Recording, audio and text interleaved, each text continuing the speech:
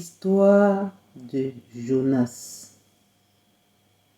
La parole de l'Éternel fut adressée à Jonas, fils d'Amittai, en ces mots.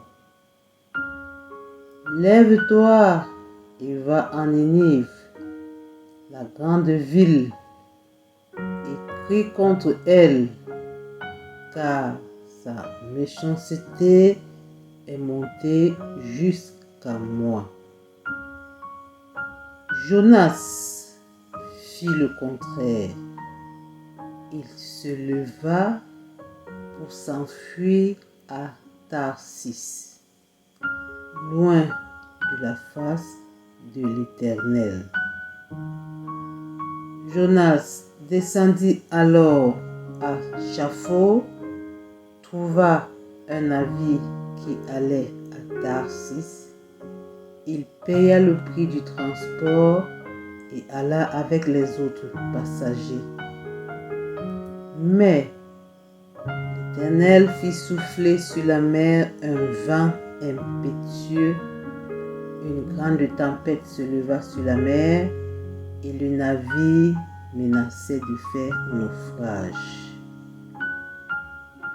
Les mariniers eurent peur. Alors ils invoquèrent chacun son Dieu et jetèrent les objets qui étaient sur le navire dans l'eau afin de rendre le navire léger. Jonas descendit au fond du navire et s'endormit profondément. Le pilote s'approcha et lui demanda: « Pourquoi dors-tu?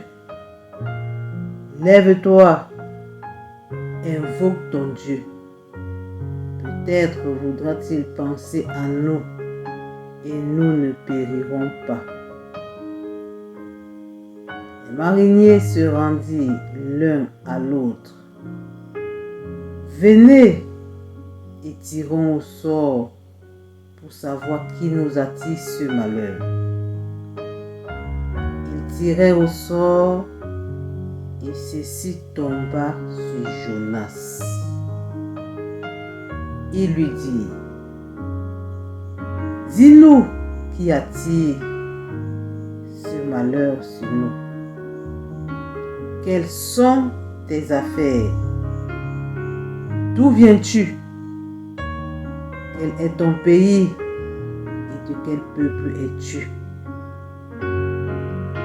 Jonas leur répondit: « Je suis hébreu et je crains l'Éternel, le Dieu des cieux qui a fait la mer et la terre. »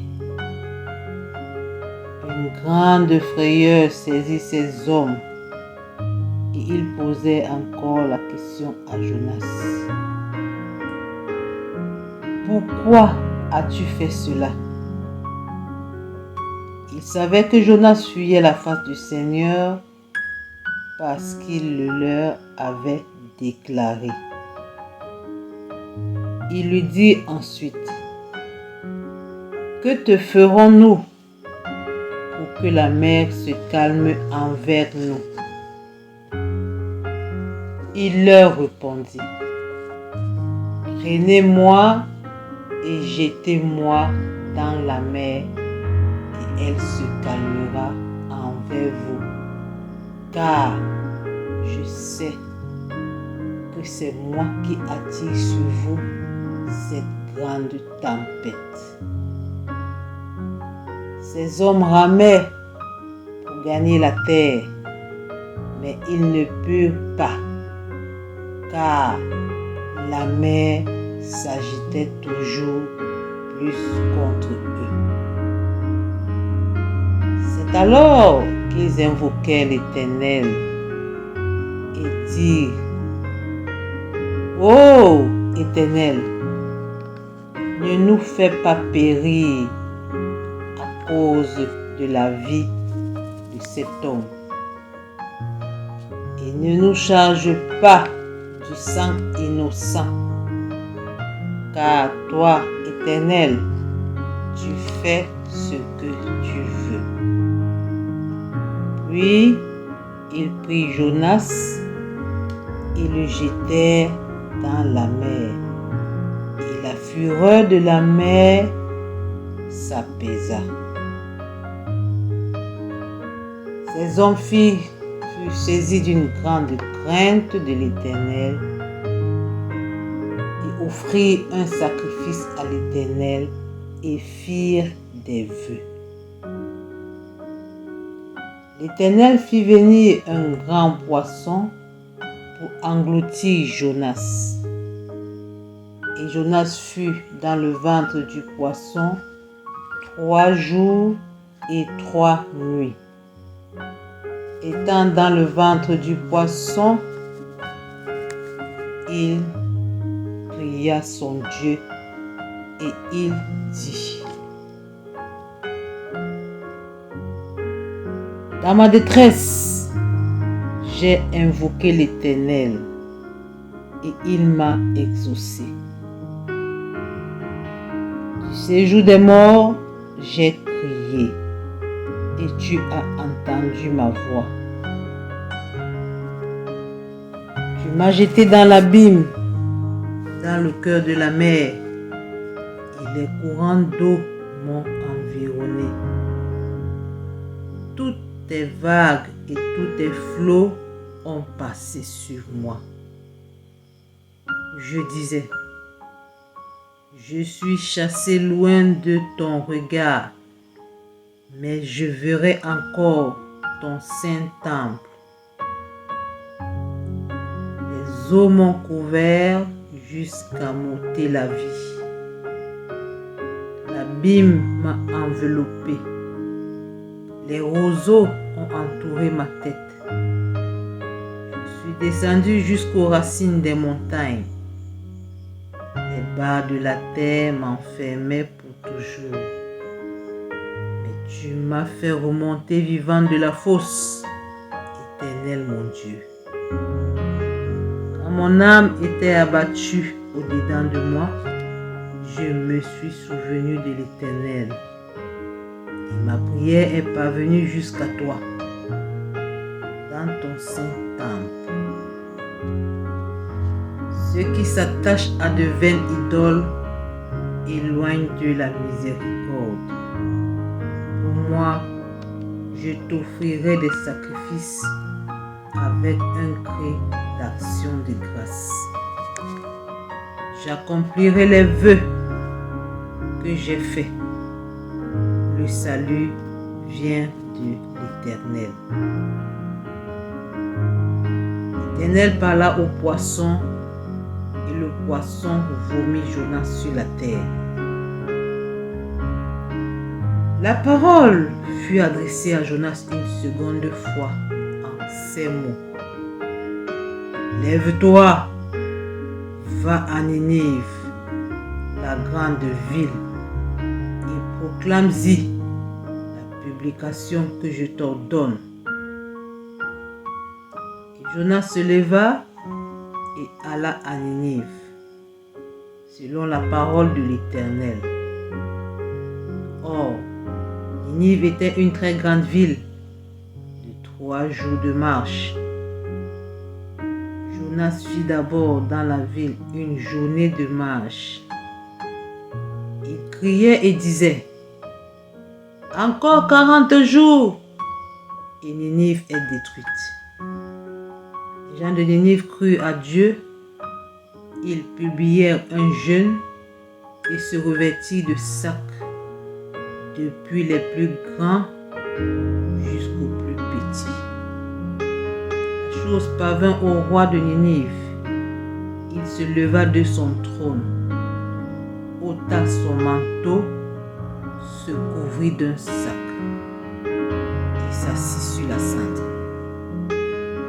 Et il fit faire dans Ninive cette publication par ordre du roi et de ses grands: que les hommes et les bêtes, les bœufs et les brebis ne goûtent de rien, ne pèsent point et ne boivent point d'eau. Que les hommes et les bêtes soient couverts de sacs, qu'ils crient à Dieu avec force et qu'ils reviennent tous de leur mauvaise voie et des actes de violence dont leurs mains sont coupables. Qui sait, si Dieu ne reviendra pas, il ne se repentira pas, et s'il ne renoncera pas à son ardente colère, en sorte que nous ne périssions point. Dieu vit qu'ils agissaient ainsi et qu'ils revenaient de leur mauvaise voie. Alors Dieu se repentit du mal qu'il avait résolu de leur faire et il ne le fit pas. Cela déplut fort à Jonas et il fut irrité. Il implora l'Éternel et il dit: Ah, Éternel, n'est-ce pas ce que je disais quand j'étais encore dans mon pays? C'est ce que je voulais prévenir en fuyant à Tarsis. Car je savais que tu es un Dieu compatissant et miséricordieux, lent à la colère et riche en bonté, et qui te repent du mal. Maintenant, Éternel, prends-moi donc la vie, car la mort m'est préférable à la vie.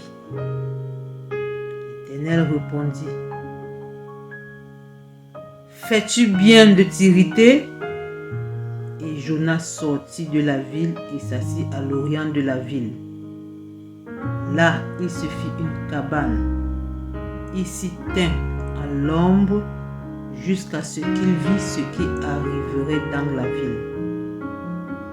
L'Éternel Dieu fit croître un ricin qui s'éleva au-dessus de Jonas pour donner de l'ombre sur sa tête et pour lui ôter son irritation.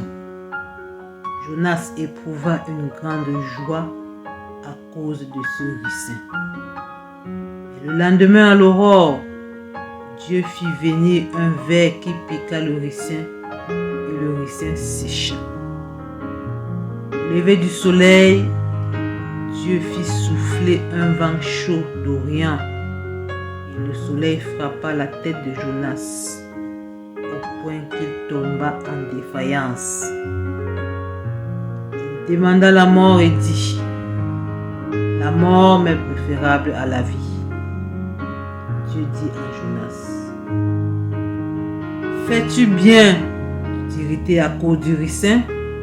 Il répondit: Je fais bien de mériter jusqu'à la mort. Et l'Éternel dit: Tu as pitié du ricin qui ne t'a coûté aucune peine et que tu n'as pas fait croître, qui est né dans une nuit et qui a péri dans une nuit. Et moi, je n'aurai pas pitié de Ninive, la grande ville dans laquelle se trouvent plus de 120 000 hommes qui ne savent pas distinguer leur droite de leur gauche et des animaux en grand nombre. Cette histoire fut tirée du livre de Jonas, chapitre 1 au chapitre 4.